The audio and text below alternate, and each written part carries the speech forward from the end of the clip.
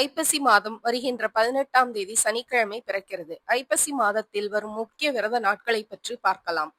October 18 சனிக்கிழமை சனி மகா Pradosham.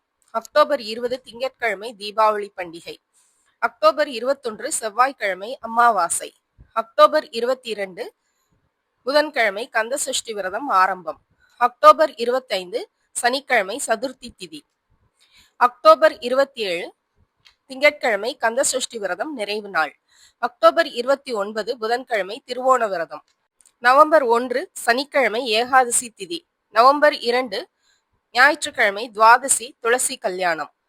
November 3 திங்கட்கிழமை வளர்பிறை பிரதோஷம். நவம்பர் 5 புதன்கிழமை பௌர்ணமி கிரிவலம் அன்னாபிஷேக பெருவிழா. நவம்பர் 6 வியாழக்கிழமை கிருத்திகை. நவம்பர் 8 சனிக்கிழமை சங்கடஹர சதுர்த்தி. நவம்பர் 10 திங்கட்கிழமை சஷ்டி திதி. நவம்பர் 15 சனிக்கிழமை ஏகாதசி.